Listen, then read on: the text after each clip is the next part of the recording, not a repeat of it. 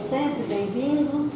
Vamos dar início à tarefa dessa noite com a leitura do Evangelho segundo o Espiritismo, do capítulo 5, Bem-aventurados os aflitos. A felicidade não é deste mundo. Não sou feliz. A felicidade não foi feita para mim. Exclama geralmente o homem em todas as posições sociais.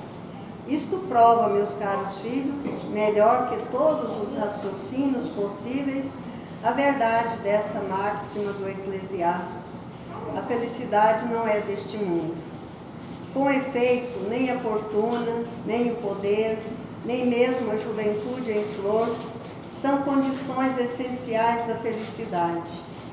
Digo mais, nem mesmo a reunião dessas três condições tão cobiçadas, pois que ouvimos constantemente no seio das classes privilegiadas, pessoas de todas as idades lamentarem amargamente a sua condição de existência. Diante disso, é inconcebível que as classes trabalhadoras invejam com tanta cobiça a posição dos favorecidos da fortuna. Neste mundo, seja quem for, cada qual tem a sua parte de trabalho e de miséria, seu quinhão de sofrimento e desengano, pelo qual é fácil chegar-se à conclusão de que a terra é um lugar de provas e de expiações. Assim, pois, os que pregam que a terra é a única morada do homem e que somente nela e numa única existência lhe é permitido alcançar o mais elevado grau de felicidade que a sua natureza comporta, iludem-se e enganam aqueles que os ouvem. Basta lembrar que está demonstrado por uma experiência plurissecular que este globo só excepcionalmente reúne as condições necessárias à felicidade completa do indivíduo. No sentido geral, pode afirmar-se que a felicidade é uma utopia e cuja perseguição se lançam as gerações sucessivamente, sem jamais a alcançarem. Porque se o homem sábio é uma raridade neste mundo, o homem realmente feliz não se encontra com maior facilidade. E é com muita alegria que nós recebemos o nosso irmão Dr. Carlos, que vai explanar para nós a página do Evangelho. Fica à vontade, doutor. Obrigado.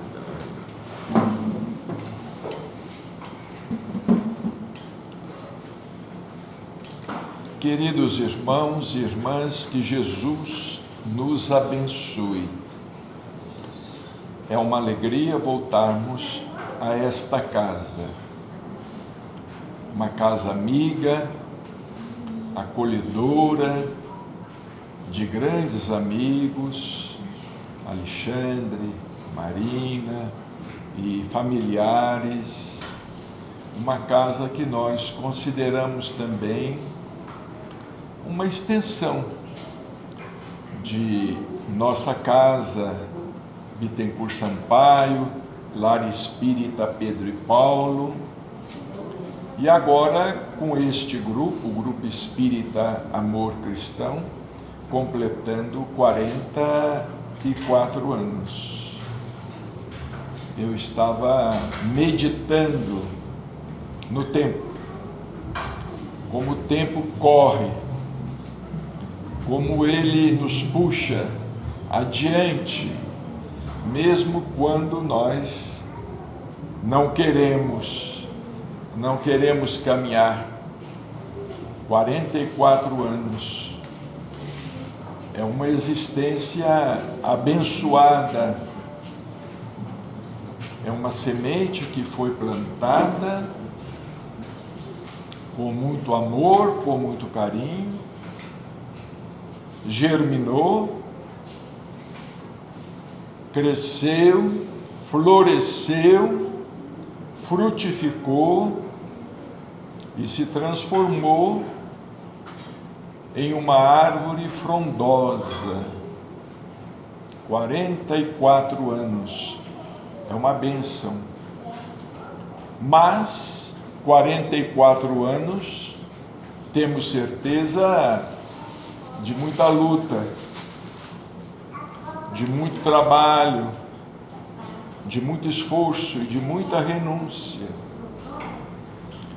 Nenhuma causa espírita cristã, nenhuma casa espírita cristã, nada segue adiante sem renúncia, sem trabalho, sem aflição.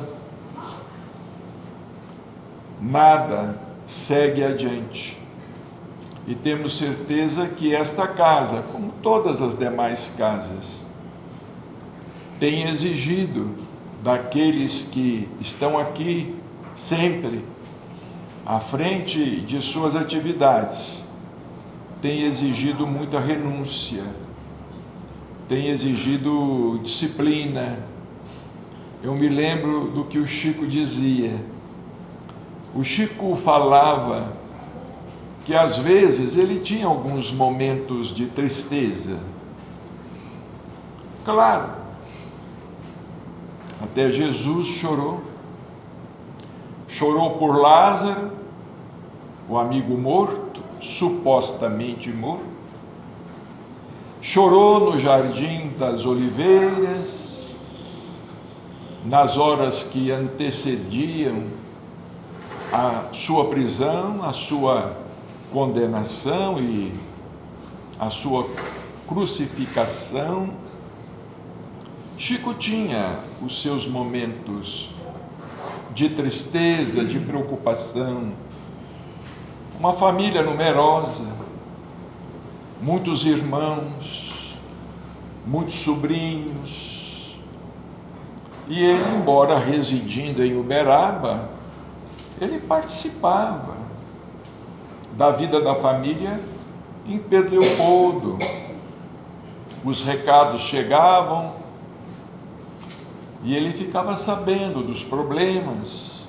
E ele próprio, nós não imaginamos o tamanho da cruz invisível que ele carregou a vida inteira, ouvindo o povo, cada qual com o seu problema.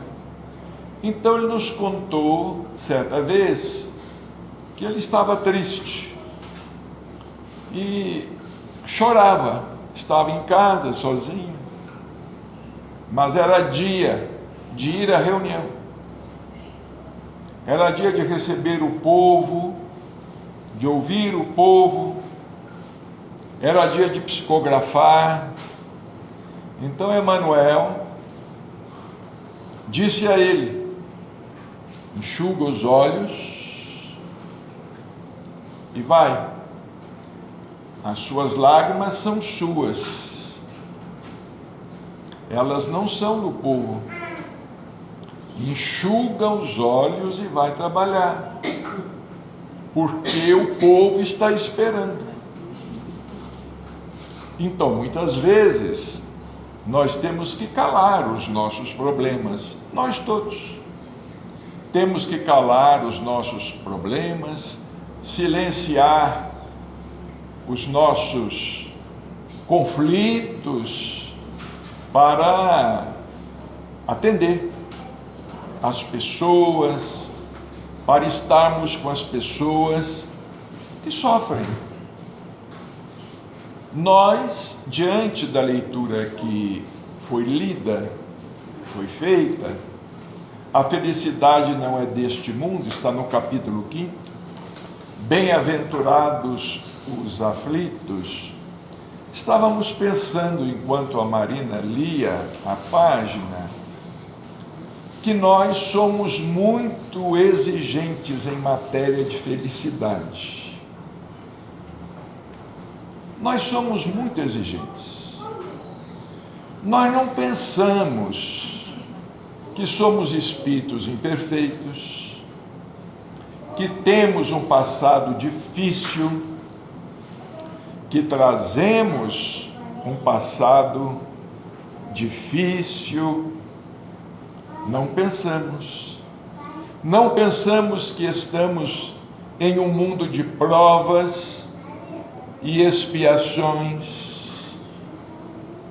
Não pensamos nos compromissos que temos com os espíritos que fazem parte de nosso grupo familiar ou que fazem parte de nossas amizades mais próximas. Não pensamos. E somos muito exigentes. Às vezes até pensamos que, por sermos adeptos de uma doutrina, como o Espiritismo, às vezes até pensamos que merecíamos uma felicidade maior. Às vezes até questionamos o mundo espiritual. Mas eu sou espírita, eu sou cristão, eu vivo fazendo a caridade. Já ouvimos de muitos. Vivo fazendo o bem, eu acredito em Jesus, acredito em Deus. Mas onde está a proteção? Onde está o amparo, a proteção? Então nós somos exigentes. Nós achamos que estamos em condições de exigir do mundo espiritual uma certa prontidão na solução de nossos problemas. E melhor seria que nem tivéssemos esses problemas. Mas como? Podemos até, digamos, não sofrer individualmente, porque atingimos às vezes um patamar de compreensão, um patamar de aceitação que nos proporciona alguma felicidade. Pode ser que até pessoalmente nos sintamos relativamente felizes, mas e os outros, os nossos familiares? Quem é que não sofre com um filho? Quem é que não sofre com uma filha que esteja sofrendo? Com um filho que esteja sofrendo? Com um neto? Com uma neta? Enfim, com um irmão? Com uma irmã? Quem é que não sofre? Se não sofresse, seria egoísmo. Se nós não sofrêssemos com aqueles que sofrem, de nossa parte, seria egoísmo, seria não nos importarmos com a dor do próximo. Importa a minha felicidade. Hoje em dia, está na moda, não é? O auto-perdão, a autoajuda, Precisamos sim. Nós precisamos de auto-iluminação, autoconhecimento, auto-equilíbrio. Precisamos de aceitação, de resignação, mas não podemos ignorar que nós pertencemos a uma comunidade, a uma coletividade, e que para a melhoria do mundo, nós precisamos trabalhar em favor do próximo. Certa vez, alguém endereçou ao Dr. Odilon Fernandes, ele já estava desencarnado, mas endereçou a ele uma pergunta interessante. Doutor Odilon, por que vocês, que já estão do outro lado, se preocupam tanto com nós que estamos aqui? Por que vocês estão sempre trazendo comunicações, mensagens, orientações, se vocês têm uma vida a viver. Vocês têm uma vida a viver, que é a vida espiritual. Por que vocês se preocupam tanto, escrevem livros? Dr. Odilon respondeu assim: é porque nós vamos voltar. E nós trabalhamos para, quando voltarmos, encontrarmos um mundo melhor. Nós estamos semeando para também colher. Os espíritos também semeiam para colher. É claro, os espíritos desejam que a humanidade melhore, porque quando de sua reencarnação, eles não encontrem um meio hostil, um meio tão difícil de ser vencido, de ser superado. No livro Nosso Lar, que nós consideramos uma obra-prima da literatura espírita, é um dos livros de nossa preferência, Paulo Estevam e Nosso Lar. Tem um capítulo interessante, quase no final do livro, A Volta de Laura. Laura residia em Nosso Lar, mãe de Lísias, que se fez amigo de André Luiz. André Luiz foi residir na casa de Dona Laura, porque ele não tinha propriamente uma residência em Nosso Lar. Vejamos bem, ele não encontrou em Nosso Lar nenhum de seus familiares. O seu pai estava numa região inferior e a sua mãe numa dimensão superior. Então ele foi residir na casa de Dona Laura. O tempo passou, Dona Laura precisava reencarnar, porque o esposo dela, Ricardo, já havia reencarnado.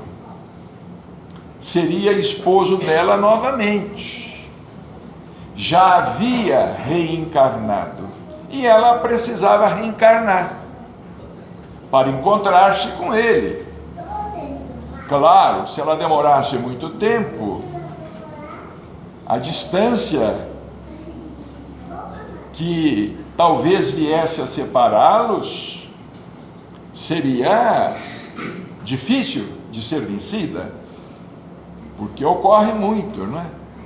Às vezes, os homens não querem se consorciar com uma mulher muito mais idosa. Então ela precisava reencarnar logo. E houve uma despedida em sua casa. Vários amigos compareceram. Vejamos, um velório às avessas.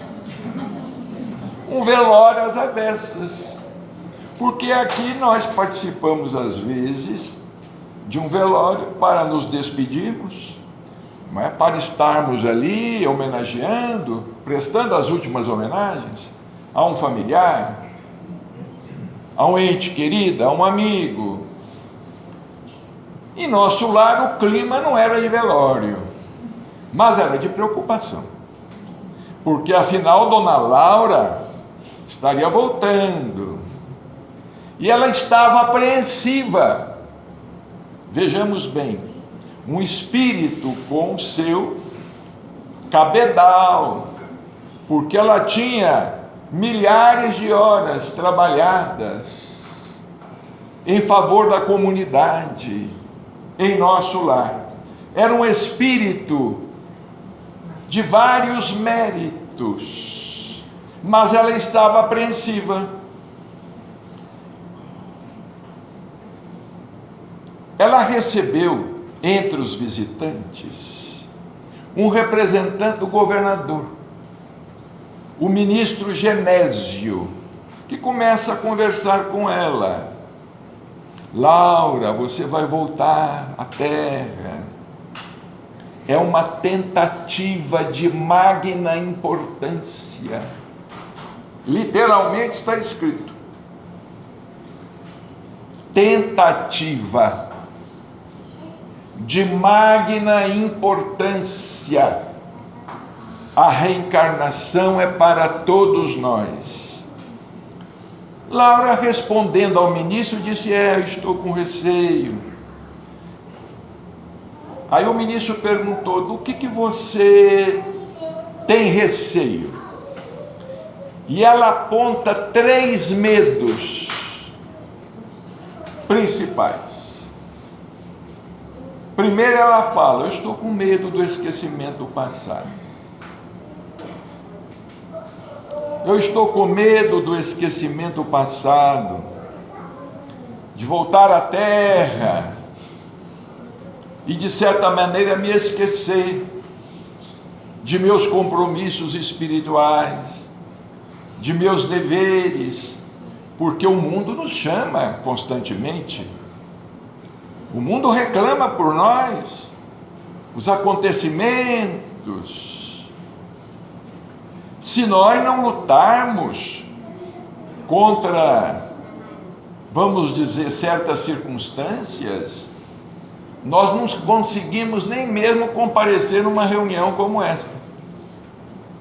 Não conseguimos às vezes.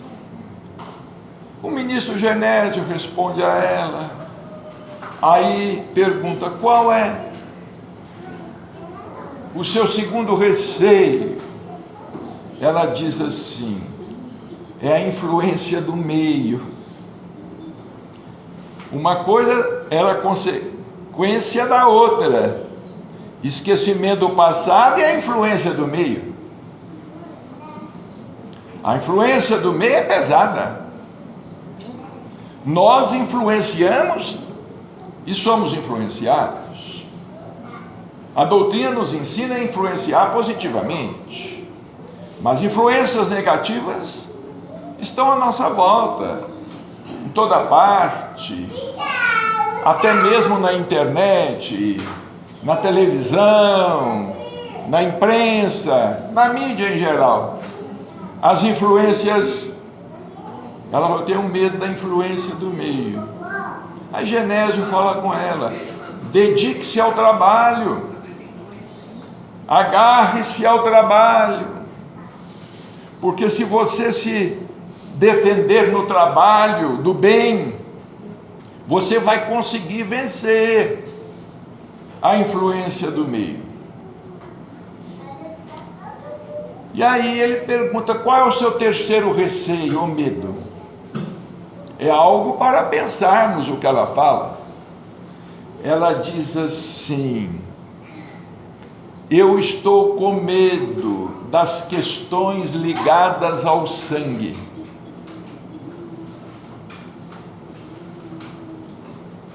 Vocês já devem ter lido Nosso Lar. E talvez se recordem deste capítulo. Eu estou com medo das questões concernentes ao sangue. O que ela quis dizer?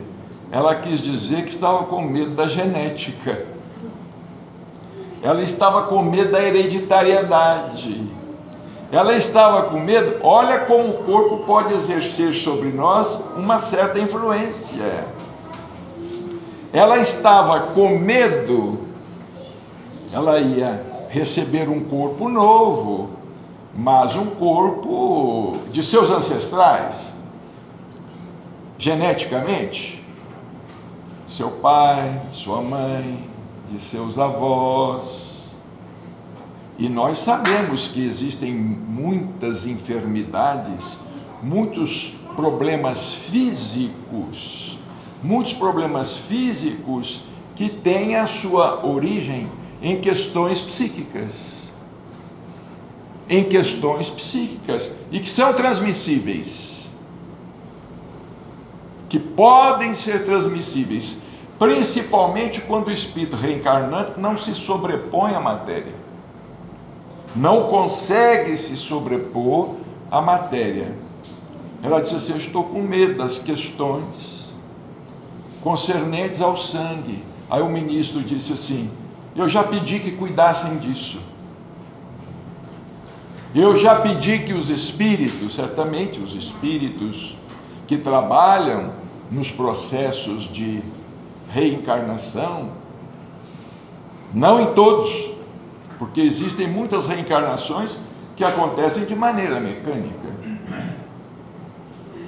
por contingências da lei natural, mas existem algumas reencarnações que acontecem, vamos dizer, com os espíritos cuidando, os espíritos superiores zelando, cuidando. Então o ministro Genésio disse: eu já solicitei para que essa questão fosse observada. Então vejamos, nós reencarnamos na Terra, que é um mundo de provas e expiações. Nós estamos aqui com o esquecimento ou sob o esquecimento do passado. Como nos ensinam os espíritos, uma anestesia é necessária. Dr. Inácio fala assim: ninguém procure saber de seu passado, porque é quase tudo sucata. Porque tem muita gente que quer saber o que eu fui, o que eu não fui. Nós estávamos no Chico, numa ocasião, e chegou uma senhora, no final da reunião, chegou uma senhora muito bem vestida, usando muitas joias, cabelo penteado, assim num coque, chegou muito perfumada e acompanhada por umas pessoas, pareciam ser aias dela. Ela entrou elegante, com aquele vestido elegante, comprido, e ela não pegou a fila, ela passou pelo outro lado e ficou. Nós estávamos à mesa, Márcia e nós. Ela ficou ali nas nossas costas. Quando ela teve a oportunidade, ela chamou a atenção do Chico. O Chico estava atendendo a fila, autografando livros. Ela chamou a atenção do Chico, o Chico olhou para ela e ela perguntou: Chico, estão dizendo que eu fui Maria Antonieta no passado. Uma rainha, né? Desequilibrada, mas rainha. Porque nós queremos assim, ter sido grandes, não importa o desequilíbrio. Ela perguntou: estão dizendo que eu fui Maria Antonieta no passado, o que é que você me diz? Vejamos a resposta do Chico: ah, minha filha, você deve ter sido mesmo, porque as lavadeiras estão todas no céu. Foi a resposta que ele deu. Você deve ter sido mesmo, porque as lavadeiras estão todas no céu. O que ele quis dizer? Ele quis dizer que os espíritos humildes, que cultivaram a humildade, a bondade, aqueles que sempre procuraram seguir o caminho do bem, devem estar em esferas mais altas, vivendo em esferas superiores. Mas nós que estamos aqui, devemos ter sido Maria Antonieta. Devemos ter traços de Maria Antonieta e traços de outros espíritos também. Mas então vejamos, nós somos muito exigentes em matéria de felicidade. Irmão José tem uma frase assim: infelicidade absoluta é não se contentar com a felicidade possível. É muito interessante. Infelicidade absoluta. Nós, às vezes, não contentamos com o que temos. Não contentamos com o que temos. Então, aí vem a infelicidade absoluta. Não contentamos com a felicidade relativa. Vem a infelicidade absoluta. Ao passo que, quando nós temos aceitação da felicidade que nos é possível, e é uma felicidade relativa, aceitação dos problemas, das dificuldades, das lutas, das provas, aceitação do corpo. Tem gente que não aceita nem o corpo que tem. E isso é terrível, porque o corpo é uma construção do espírito. Se nós merecêssemos um corpo melhor, teríamos um corpo melhor. Está lá no livro A Gênese de Allan Kardec.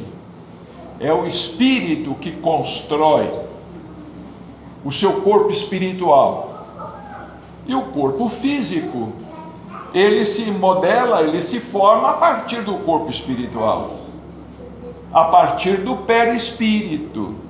Então tem gente que não se contenta com o corpo que tem, com a altura que tem, não se contenta com a raça, não se contenta com absolutamente nada. Aí vem a infelicidade. E a infelicidade traz o quê? Doença, desequilíbrio, perturbação, desarmonia. Aí é a hora do psiquiatra. Aí é o momento do psiquiatra, sim. É o momento do psiquiatra. Porque é interessante, às vezes a pessoa procura, vamos supor, um psiquiatra, um analista, um psicólogo, alguém desta área, procura e chega lá, o médico ou a médica, não é? Diz assim: qual é a sua queixa? Ah, doutor, eu não sei. Eu não sei. Aí são sessões e mais sessões para descobrir o que está descontentando a pessoa. E no geral, o que descontenta a pessoa é não se aceitar como é.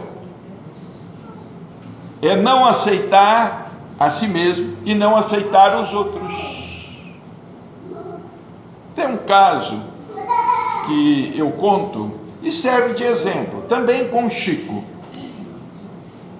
Nós sabemos que o Chico residia aqui no Parque das Américas, numa casa vizinha, um casal com os filhos e uma filha.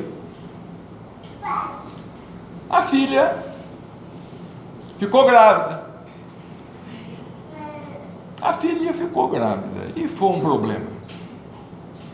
Foi um problema porque o pai colocando a filha para fora de casa. Ela havia ficado grávida sem o casamento. E o pai colocando a filha para fora de casa, e a mãe chorando, e aquele ambiente. A notícia chegou até o Chico. Não sabemos se através de encarnado ou desencarnado. Deve ter sido através de encarnado, que fofoca mais, não é? O que o Chico fez? O Chico, muitos não sabem, mas ele confeccionava ele mesmo enxovais para recém-nascidos. As amigas traziam para ele um coeiro, fralda, um palitozinho, uma paganzinha, um cobertor, uma chupeta, mamadeira. E ele gostava, ele organizava aquilo para presentear algumas mamães. O que ele fez? A casa era vizinha. Ele pega um enxoval daquele, perfumado, que ele perfumava. Ele pega um enxoval, sai pelo portão, vai até a casa e bate. Abre a porta. Ah, Chico. Mas o clima lá dentro era um clima de desavença. Ah, o Chico entrou, cumprimentou todo mundo. Deram a cadeira para ele se sentar, ele se sentou e ficou conversando. Ah, vamos fazer um café para o Chico. E ele, não, a visita é rápida, eu não quero incomodar. Mas eu fiquei sabendo que a nossa menina, falou o nome dela, a nossa menina está esperando bebê. E eu vim aqui trazer este presente para ela.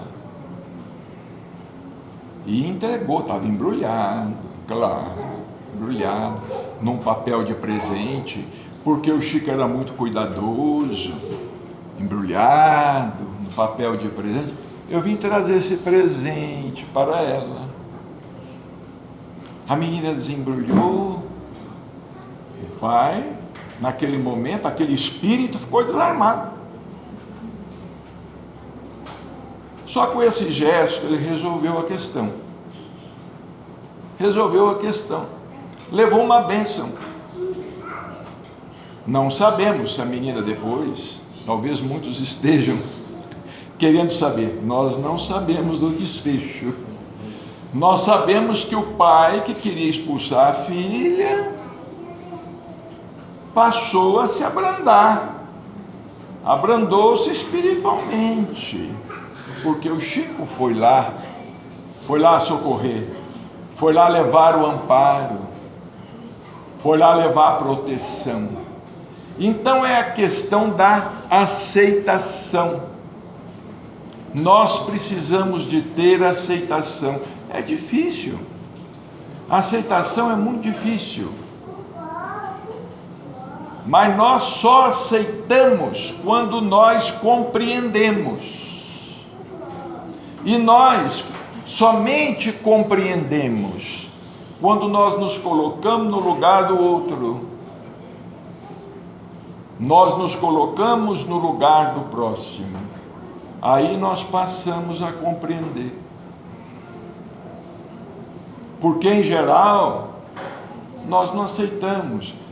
Às vezes, uma vez, em alguns casos apenas, uma vez chegou lá um pai e começou a queixar-se para o Chico. Aquela fila era quase que um muro de lamentações, né? Começou a queixar-se para o Chico. Chico, o meu filho não quer estudar medicina. Eu tenho dinheiro, eu posso pagar as melhores escolas, as melhores faculdades para ele, mas ele não quer medicina. Aí o Chico contornou o problema. Não, vamos ter calma. Às vezes, o compromisso dele está em outra área. Vamos dar tempo ao tempo. Aquele pai foi embora. Aí o Chico, virando-se para nós, comentou e disse assim: ele quer que o filho faça medicina, mas por que o filho dele não pode ser feliz vendendo bananas na esquina? Às vezes o que nós queremos para os nossos filhos ou para os nossos é a infelicidade deles, porque queremos impor a nossa vontade.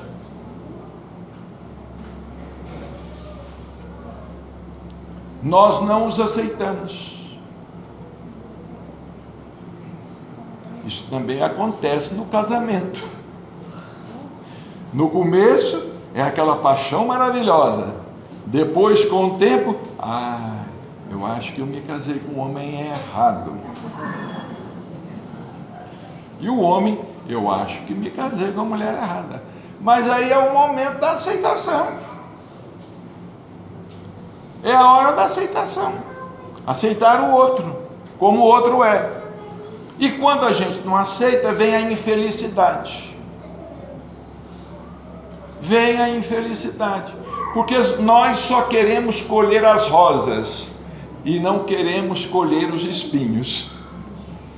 Quem colhe rosas há de colher os espinhos. Porque as rosas, a não ser essas de enxerto, quase não tem perfume. Mas as rosas mais perfumadas, elas têm espinhos ao longo de toda a haste. E nós precisamos, quem colhe as rosas, deve estar preparado para colher os espinhos. E quando nós temos aceitação, a gente diz assim: não está certo, mas está tudo certo. Está tudo bem. Está tudo bem. Seja feita a vontade de Deus. Seja feita a vontade de Deus, está tudo certo.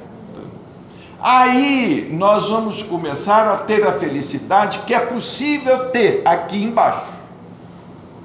Porque quem esperar aqui embaixo por felicidade absoluta, aí já começa a ser infeliz. Já começa a ser infeliz. Ah, eu queria ser mais feliz. Ah, eu queria que a minha família, como eu gostaria de ter reencarnado naquela outra família, eu me identifico muito mais. Na minha família reencarnou um espírito muito difícil, mas é assim. Espíritos difíceis precisam reencarnar em um meio em que ele possa ser auxiliado. Imaginemos se a lei mandasse, por exemplo, um espírito marginal nascer e viver somente no meio de marginais. Ele não haveria de melhorar. Então a gente recebe, às vezes, como filho ou filha, um espírito difícil, rebelde, revoltado, impermeável, não aceita, não quer aceitar. E às vezes vem também nos cobrar, porque está naquela situação, porque nós é que fizemos com que estivesse naquela situação numa vida passada. Ele reencarna, ele não chega a falar, mas o inconsciente dele diz assim: eu quero ver se meu pai e minha mãe têm fé mesmo. Eu quero ver se eles realmente abraçaram o Evangelho de verdade ou é tudo mentira. Nem eles sabem, é o inconsciente. É o inconsciente. Então, eles reencarnam perto de nós, esses familiares, para nos espiar de perto. Nos olhar de perto, para ver se nós os convencemos. Do contrário, às vezes não vai dar frutos nesta existência, mas pode dar na outra, na próxima, pode dar do outro lado da vida, quando voltar. Então que Jesus nos abençoe e que nós não sejamos mais tão exigentes em matéria de felicidade. Aqui na Terra, que é um mundo tão difícil, um tiquinho de felicidade vale muito. Quem tiver um tiquinho de felicidade, vale muito. Porque se a gente for olhar pelo nosso merecimento, é como diz o doutor Inácio Ferreira. O doutor Inácio fala assim: a lei é magnânima. A lei parcela o débito, porque se o karma fosse cair sobre nós com todo o seu peso, nos esmagaria. Muita paz e muita alegria a todos.